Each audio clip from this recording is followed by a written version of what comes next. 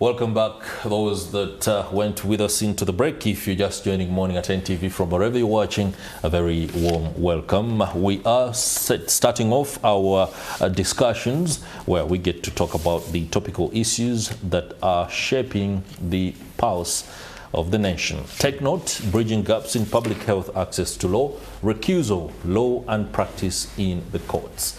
I'll be introducing my guest, a man who has demonstrated a tremendous ability to steer matters in his office. He'll be speaking to us a little bit more about that. The common law principle that no one should be a judge in his or her own cause is the basis upon which the rule against bias or apprehension of bias was founded. In constitutional parlance, this translates into the requirement that a judge or anyone under a duty to decide anything must be impartial, which is, in turn, the foundation of the recusal of a judge in adjudication.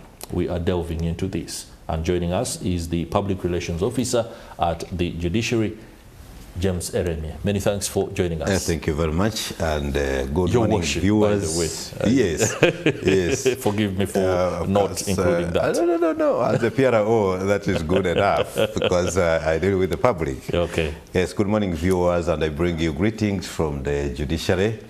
Right from the Honorable Chief Justice and the entire top management. And by the way, we are excited as you have heard the news. We have very good news lately. Our 11 judges were confirmed by His Excellency the President. Great, and that's, of course, it strengthens the new energy. Yes, the and they did justice. a very wonderful job during the other phase, and we are really excited. We're also excited that we got a principal judge. Yes, Her Lordship, late Justice Frances Abodo. Okay. We are welcoming her back home so that we can again. Yes, she has done well where she has been, and so you can see. Congratulations, my lord. We also have 3 extra registrars. You see, so that's what we really must thank His Excellency the President for doing, and beefing us up, giving us personnel to be able to serve Ugandans. Great. Those are very good positives. Allow me, before I go into the recusal, law and practice aspects, to simply talk a little bit more about the appointment of Justice Abodo. She's the first woman to hold that position, right? Well, that is what the recent history has. And you know, for us, we are really excited. That means she's third in hierarchy. Yeah, of course, we start with the Honorable Chief Justice. And then we have the Deputy Chief Justice, and then we have the Principal Judge. The Principal Judge. Yes. That is a significant position. Yeah. And one that we shall be looking out. Absolutely. Exactly how she steers the Judiciary, the other arm of government. All right, let's go into our discussion this morning. Article 28 of the Constitution provides for the right to a fair hearing. How prepared is the judiciary for the political season? Because it's always a time when the legal system is under a lot of pressure, especially from Ugandans who are petitioning, right? From, losses of elections, harassment, and everything else that goes on. How are we prepared for this political season? Of course, you have seen in the recent past how His Excellency has given us numbers. That's part of the preparation. Okay. Yes. You know, when you look at the previous election, we had fewer judges than we have now. And as you can see, the judiciary has also expanded circuits to be able to manage caseloads in the previous circuits so that we can be able to effectively deliver justice. We are really prepared, and Ugandans, this time round, we should tell you that the judiciary has, over the years, under the transformation agenda that has been always termed by the Honorable Chief Justice and the entire judiciary team, preparation for any particular season has always been on our top agenda. And we shall also be doing skilling and training for the new judges, including those. You see, over time, you need to refresh. So there is a program for training and reskilling our judicial officers in electoral matters, and that is top notch now. Okay. Yes. Great. That is a reassuring, so no doubt. Now, to delve into the crust of the discussion, recusal in law is something that confuses those that are outside of that dispensation. Yes.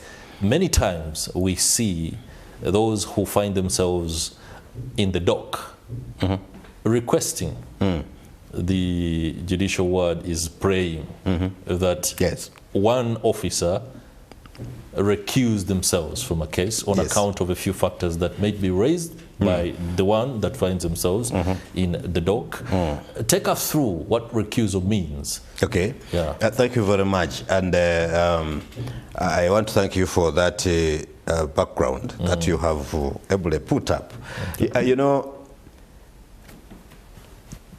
a viewer out there or court user should understand the background, why we have recusal. This background, as you have rightly put, is arising from Article 28, which guarantees a right to a fair hearing, you know, and says that in the determination of civil rights and obligations, or even criminal matters, somebody shall have a right to a fair hearing. And fair, meaning that it shall be by an independent and impartial court. Okay? That is right. And then, or tribunal established by law. Now, we want our viewers to understand if the Constitution guarantees a fair trial, a fair hearing. And you have rightly said that people in the dock sometimes complain asking. It is that scenario where an individual feels or thinks or believes they might not have a that fair they hearing. may not have a fair hearing, that now recusal comes in. But what is recusal? Recusal is simply where a judge sitting in a matter, by reason of the question of his impartiality, or loosely apparent bias, he will be asked to recuse himself. He can even recuse himself without anybody asking. I was just going to because ask, because you see, how often does that happen? Many times. But this did not come by accident. We have a background how then recusal came in, and until 2019, when the Honorable Chief Justice, exercising his powers under Article 133, came up with a practice direction, which practice direction is the Constitution Recusal of Judicial Officers Practice Direction. It was issued to be able to address issues that were arising from matters of recusal, matters of apparent bias, complaints. Now, as people complain, as people want everybody to leave their case, we are causing another problem. And the other problem was we had now many cases that were being put off the shelf because there is no judge willing to handle them. And ultimately they become case backlog. Because you don't have a willing judge. You can see you cannot force a judge, by the way, to listen to a case as long as he is conflicted or he is not comfortable. Because if you're not comfortable, definitely, and yet we are saying Article 28 says fair. So fair connotes a state of mind of a judicial officer where there is completely no conflict of interest. Okay. I understand conflict of interest. Yes. But I am at pains to agree with comfort or discomfort with a case. If somebody is not comfortable, should they be able to explain to the principal judge, so to speak, as to why they are not comfortable? Yeah, well, it is, but that is the transparency. Yeah. You see, every judicial officer takes oath. First, to start with, judicial officers, and I have heard many people out there who are busy abusing our judicial officers, a habit which we must condemn as a nation. That is unacceptable. You cannot be anywhere and then you are starting to insult and abuse judicial officers. That is uncalled for. And it is surely professional misconduct. Judicial officers go through a very rigorous vetting process to be appointed. That is right. And the fountain of honor, finding you fit to be a judicial officer, is not an easy issue. And we need respect. And they forget, we are as much advocates and lawyers as they are. We even come from the bar. That's the most important thing. Yeah. But because now we have crossed and taken a judicial oath, go to the bench to perform our duties without fear or favor. And so we take decisions that some people don't like. And then they start name calling and issuing. Who is not appointed by the fountain of honor? That you see, you are serving the interests of the fountain of honor. I don't know who appointing authority. I don't know who is not appointed by an appointing authority. All of us are appointed by. Sure. So, however, the bottom line is upon appointment, we take a judicial oath. And that's very important. To exercise our judicial functions independently, without influence. That's what is in Article 128, you know. But here we are with the question of recusal. Now, recusal came in to address mischief. We had so many complaints arising from our court users, the litigants, expressing that apparent bias, okay? And then the question of impartiality. Then whenever that question was raised, judicial officers were not quite sure how comfortable, how to navigate through that situation. So these directions came up to guide our judicial officers. To start with, if you are a judicial officer and there is a matter before you, you do a self-examination before even anybody does call you to do so. You need to understand the parties. After understanding the parties and all associated circumstances, do you have any conflict of interest? If you don't have any conflict of interest, then you are good to go. However, should you, in the course of the trial or hearing of the matter, a party raise, because the rules allow first the judicial officer to look through himself and caution himself about any apparent bias in the matter and declare any conflict of interest. But at the instance of the parties, a party may raise it before you. Okay. And it can be either in writing or orally in court. But once that's done... But never in the media space. But I mean, does court sit in the media? Court doesn't sit in the media. And this is where the problem is. My friends, and you see, let me tell you this. What is really mind-boggling is the fact that those we know have studied the law and know the law, they choose otherwise. Are often the ones that... misleading the public.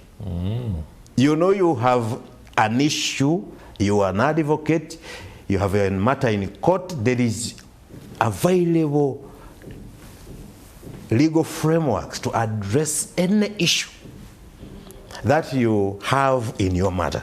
They're available. Now, this recusal issue, a party can raise it in court, and the judicial officer will respond. Allow me ask, and I'll be very specific, but won't name names because that is out of my professional professional conduct. Yes, please. We've had cases, for example, involving Uganda Law Society of late, the now embattled president, where he basically had a go with a judge who happened to rule in the same case. How do you tackle that scenario, or how has it been tackled? Of course, in that particular case, the question of recusal was never raised there. The judge went ahead, listened to the matter, and he gave a ruling, which ruling is a subject of appeal. Okay. So in that matter, we leave it to? It is because it is still a matter of court. Yeah, of course, it's a matter before a court. And we shall be guided on any issues or questions that arise out of that. Now, in the case that one judge or judicial officer has not conducted a personal introspection, so to speak, in order to identify conflict of interest or discomfort or comfort for that matter, and the principal judge, who I know is the administrative head of the judiciary, hasn't instituted a process to find out whether that particular judge could be conflicted. And then the trial goes ahead despite the contestations. It is something that augurs badly for the judiciary, but if you do not address it, then who does? You know, these are matters which they are administrative matters and they are judicial matters. Judicial matters. Okay. Okay. Yes, we have to draw a line. All right. On what can be addressed administratively. I'm glad that's why you're here. And what can be addressed, you know, under the judicial process. These are matters for the judicial process. Okay. I think more specifically, for us to bring this out, is if a judge, for example, rejects recusal. What happens next? Of course, the rules, like I have mentioned earlier, the rules in Rule 7, Rule 8 specifically state that if a judge, upon hearing an application for recusal, does not recuse himself from a matter, he will state his reasons. Okay. And after stating his reasons, okay, he will direct that the matter should proceed for hearing until its determination.